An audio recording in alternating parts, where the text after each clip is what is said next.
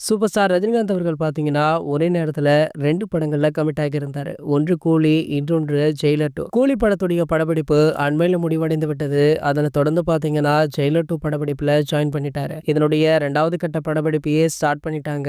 இன்னும் 4 மாதம் தான் சூப்பர் ஸ்டாருடைய போர்ஷன்கள் இருக்காம். அதுக்கப்புறம் மற்ற நடிகர்களுடைய போர்ஷன் தான் அப்படின்றத படக்குழு தரப்புல இருந்து அண்மையில தகவலுமே வெளியாச்சு. இந்த நிலையில பார்த்தீங்கன்னா, ஜெயிலர் 1ஆம் பாகத்துல நடித்த அத்தனை கலைஞர்களுமே இந்த படத்துல இணைந்துள்ளதாக சொல்லப்படுது. ஷூட்டிங் ஸ்பாட்ல இருந்து ஒரு சில புகைப்படங்கள் கூட வெளியாச்சு. இந்த நிலையில தற்போது ஜெயிலர் 2 படத்தை பற்றி முக்கிய அறிவிப்பு ஒன்று வைரலாகிட்டு இருக்கு. அதாவது ரஜினி சார் நடிப்புல உருவாகி உள்ள கூலி திரைப்படத்துடைய ரிலீஸ் தேதி ஆகஸ்ட் 14ஆம் தேதி அப்படின்னு படக்குழு அதிகாரப்பூர்வமாக அறிவிச்சிட்டாங்க. ஆனா ஜெயிலர் 2 படத்துடைய ரிலீஸ் எப்போது அப்படின்றது குழப்பமாகவே இருந்தது. இந்த நிலையில பாத்தீங்கன்னா அடுத்த ஆண்டு பொங்கல் தினத்துல தான் இந்த படம் ரிலீஸ் ஆக இருக்கா. அதே பொங்கல் தினத்துல தான் விஜய் சாருடைய ஜனநாயகன் திரைப்படம் ரிலீஸ் ஆக இருக்கு. சோ இப்படி 2 ஸ்டாருடைய படங்களுமே ஒரே நேரத்துல ரிலீஸ் ஆனா கண்டிப்பாக வசூல்ல மிகப்பெரிய பாதிப்பு ஏற்படும் அப்படின்றது அனைவருக்குமே தெரிந்த விஷயம் தான். ஆகையால 2 படக்குழுல ஏதாவது ஒரு படக்குழு பேக் அடித்தே ஆக வேண்டும். ஆகையால சூப்பர் ஸ்டார் பின்வாங்குவாரா அப்படின்னு கேட்டீங்கன்னா